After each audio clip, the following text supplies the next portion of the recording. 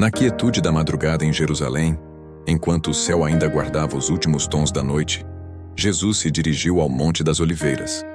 Era comum que ele buscasse momentos de solitude e oração naquele lugar. O monte, situado a leste da cidade, era um refúgio silencioso diante do tumulto de Jerusalém, e um lugar onde Jesus muitas vezes se recolhia para estar a sós com o Pai. Esse início do relato já nos mostra algo profundo. Antes de qualquer ensinamento público, antes de qualquer confronto, Jesus priorizava a comunhão com Deus. Logo depois, ao romper da manhã, Jesus voltou ao templo. Jerusalém estava desperta, com as ruas enchendo-se de pessoas que vinham de todas as regiões para adorar, comprar, vender e discutir sobre a vida e a fé. O templo, o centro da vida religiosa judaica, era o coração pulsante da cidade.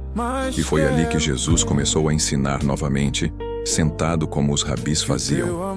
Seu ensino, porém, era diferente dos demais. Não falava apenas de regras e tradições, mas falava de vida, esperança e do reino de Deus. Era uma palavra viva que tocava corações, transformava mentes e despertava multidões. Enquanto ele ensinava, algo inesperado aconteceu.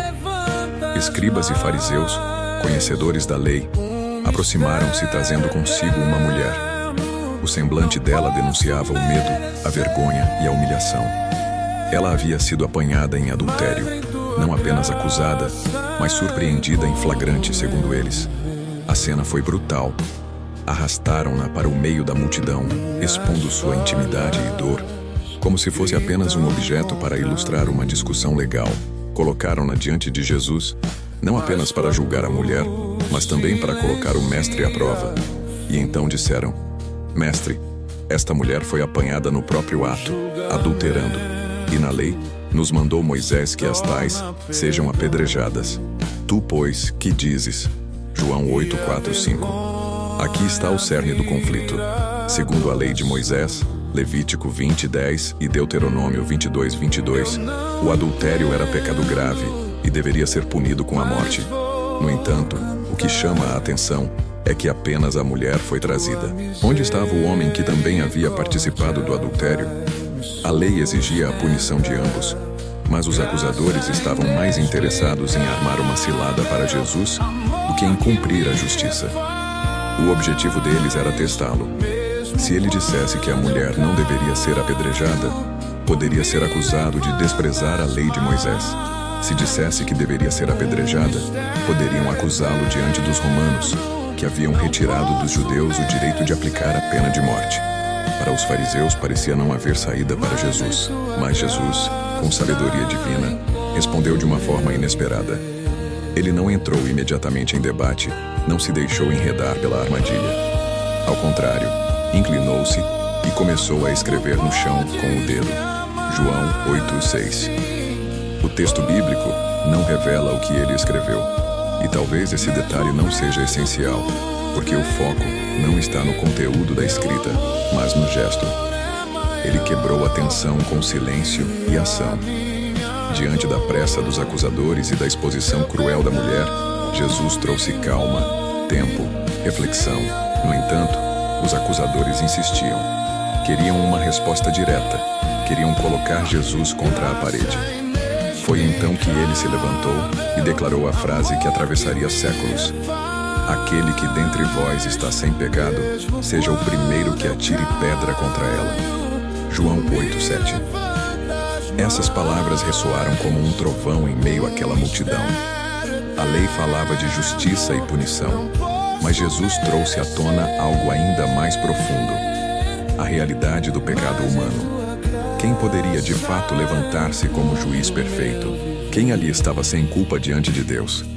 A sentença de Jesus não negou a lei, mas a aplicou de modo que desarmou a hipocrisia dos acusadores. Em seguida, ele voltou a se inclinar e continuou a escrever no chão.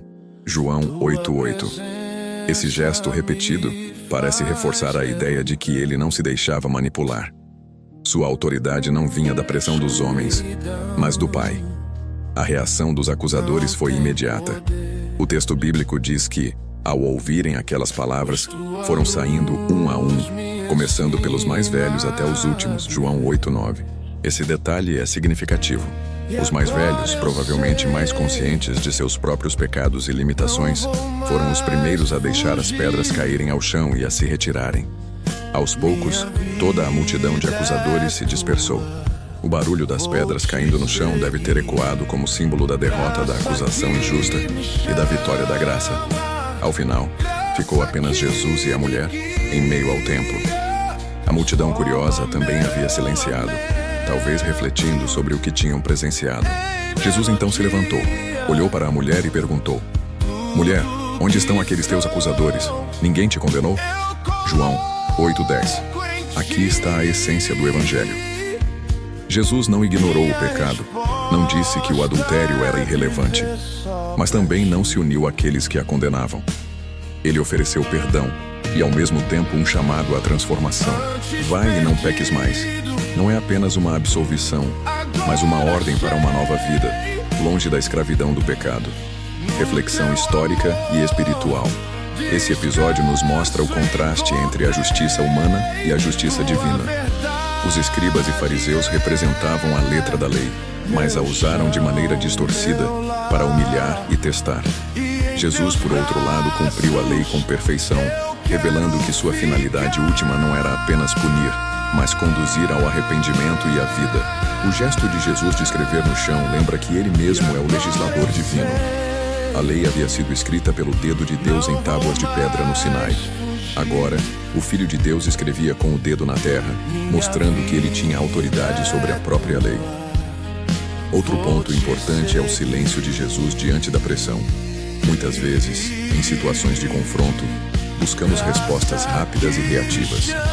Mas Jesus nos ensina que o silêncio também é resposta, e que a sabedoria vem de esperar o momento certo para falar. A frase "Quem não tem pecado, atire a primeira pedra" não relativiza o pecado.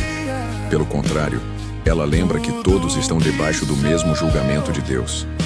Não há justos por si mesmos. Todos pecaram e carecem da glória de Deus. Romanos 3:23. No entanto, a história não termina em acusação, mas em graça. A mulher foi restaurada, liberta da condenação e chamada a uma vida nova. Esse é o padrão do Evangelho: perdão e transformação. Aplicação para os dias de hoje. Essa passagem fala conosco até hoje. Quantas vezes somos rápidos em condenar os outros, apontar falhas, levantar pedras? Quantas vezes esquecemos que nós mesmos também precisamos da misericórdia de Deus? Jesus nos ensina a olhar para nós mesmos antes de julgar os outros. Ele nos chama a estender graça em vez de condenação. Isso não significa aceitar o pecado, mas oferecer ao pecador a oportunidade de se arrepender e ser transformado. Da mesma forma, a história da mulher adúltera nos mostra que não há pecado tão grande que não possa ser perdoado por Jesus. Se ela, apanhada em flagrante e exposta diante de todos, recebeu perdão, também nós podemos receber. E assim como ela, somos chamados a deixar o pecado para trás e viver em novidade de vida. Conclusão. O encontro de Jesus com a mulher adúltera é uma das passagens mais poderosas dos evangelhos. Nele vemos a justiça, a sabedoria e a misericórdia de Cristo. Ele não negou a lei, mas a cumpriu de maneira plena. Ele não condenou a mulher, mas também não a deixou continuar no pecado. Ele ofereceu perdão e transformação. Essa é a mesma mensagem para nós hoje. Diante de Jesus, não precisamos temer a condenação, mas podemos encontrar graça. Ele nos chama a deixar as pedras de acusação e a abraçar o caminho do amor e do perdão. Assim como aquela mulher foi perdoada e recebeu uma nova oportunidade, você também pode experimentar esse perdão em sua vida. Não importa quais erros ou pecados você carrega, Jesus não veio para condenar, mas para salvar. Receba hoje a sua graça e ouça o seu chamado. Vai e não peques mais.